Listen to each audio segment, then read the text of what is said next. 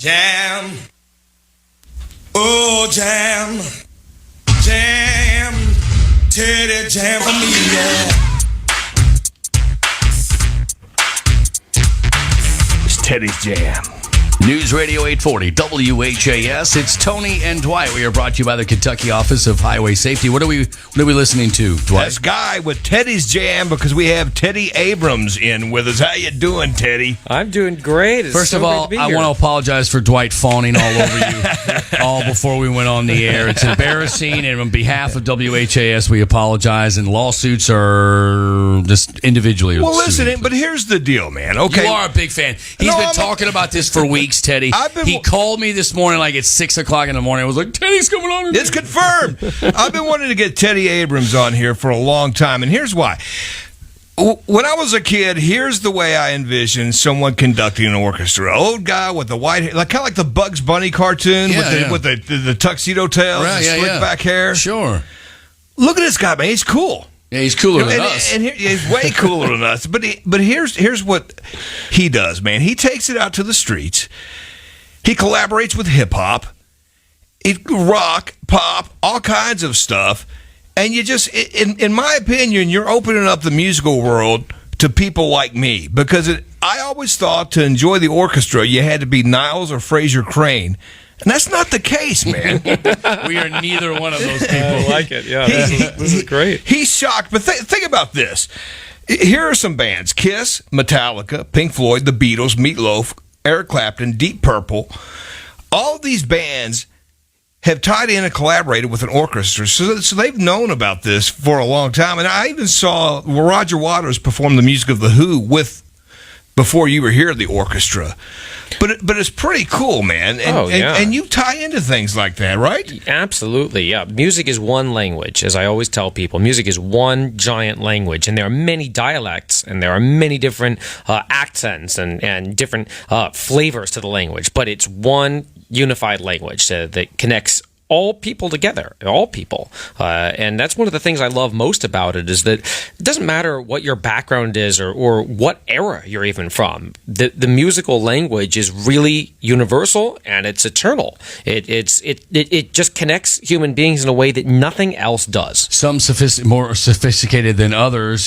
Tell us your story. You said that all kinds of backgrounds. Teddy, who are you? Well, hang on one second because I got a question for Teddy about that. Talking about here's the story I heard. Now, I want to know if this is true or not. Oh boy, here we go. This is really exciting. Somebody gave I hope you it's some really, information. really crazy. Some inside info here. I hope it's crazy. You're a kid and you're around 8 years old, 8 or 9 years old, and then you go to a Gershwin and Copeland concert. It's a free concert.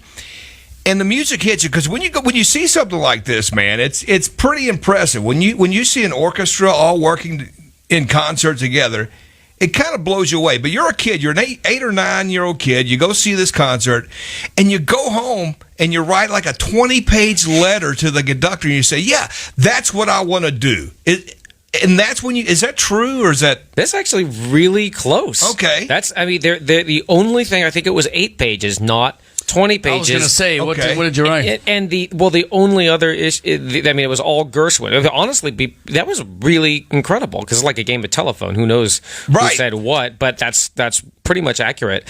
And it's just, that's a reminder. I think about that story all the time, because I am where I am. I'm sitting in this chair today because of a sequence of events that started with that one free concert in San Francisco. Growing up in the Bay Area, San Francisco Bay Area, my parents took me to this free concert, and I'd never been to an orchestra concert before. I was 9 years old, and I loved the piano. I loved the clarinet. I was obsessed with the clarinet in the band. I would practice all the time, and it weirdly kind of came naturally. I mean, but I loved actually practicing, and nobody had to force me to do it. And that's why I think my parents said, "Well, let's take him to an orchestra concert, see what he thinks about that." Right.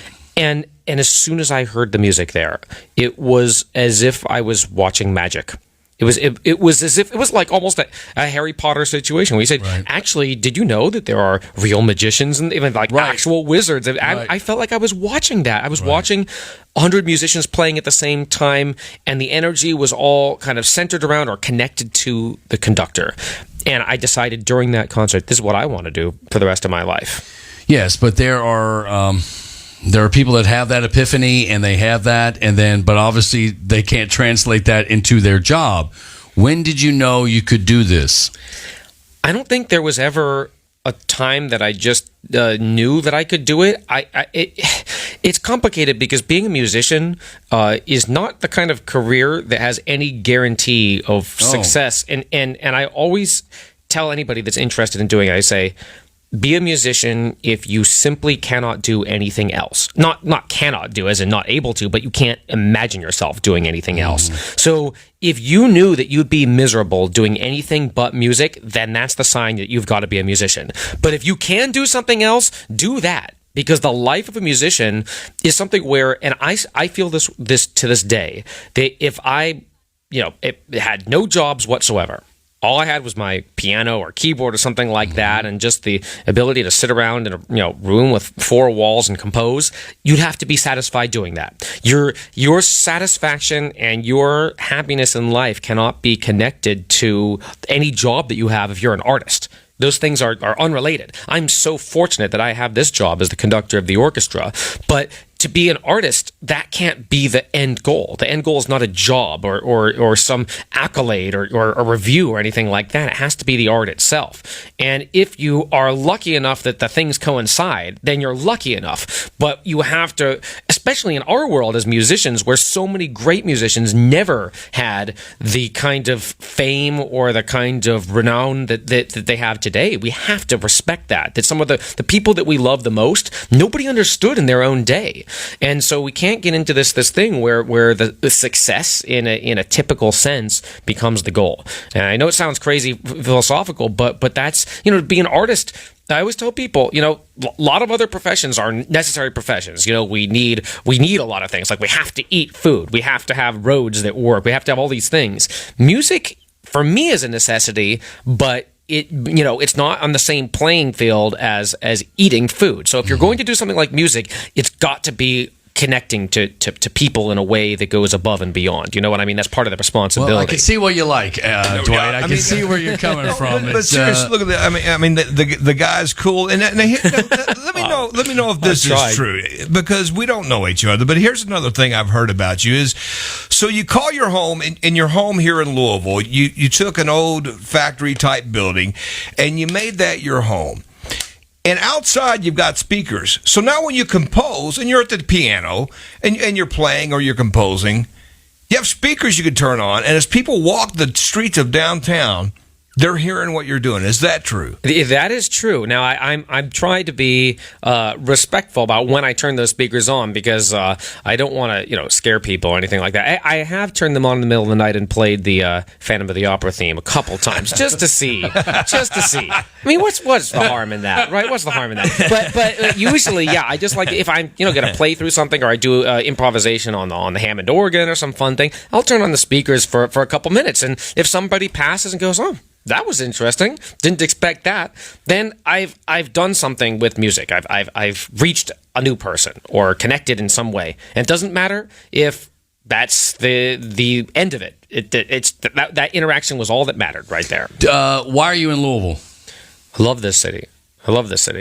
It's a very special place. I can't go to a city that I don't really believe in. I know that about myself. I mean, I was lucky. I grew up in San Francisco. Is an amazing city. Grew up in San Francisco and Oakland, and that's a really special place. And a lot of the things that I loved about that actually are here too. And it looks different. It's a different part of the country, but the things that I care about, this whole concept of a compassionate city that cares about its art and culture, a city that's walkable and bikeable, because I don't drive. You don't drive? No. I bike my way around this place, and I know. Could you drive? I mean, if it was an emergency, if there was an emergency, and somebody reminded me which pedal was the brake, is the big one. I always have to, not always, doesn't happen that frequently, but yeah, in a pinch, I could get us. You're telling me you could get, how many people are in the orchestra? About 100. Okay, you get 100 people on the same page and you can't drive a car. That's what I'm. Yeah, I think Okay, it's all accurate. right, I'll take it. Yeah, Teddy. It's I know it sounds crazy. It sounds crazy, but at this point, I'm 30 years old. You don't want me to do. I mean, people have been driving since they're 16. All right. If Teddy. you become friends with Dwight, we're going to teach you how to drive. Teddy, can you hang Okay. around just for 5 more minutes? I know you've been going all day, Oh yeah. but because I want to talk about the new CD that's coming out. Oh yeah. Okay. Of course. And Yeah. I've got a couple more other personal questions for you. So Teddy Okay. Abrams is going to hang out with us for 5 more minutes. Stick around, man. It's Tony and Dwight right here on News Radio 840 WHAS.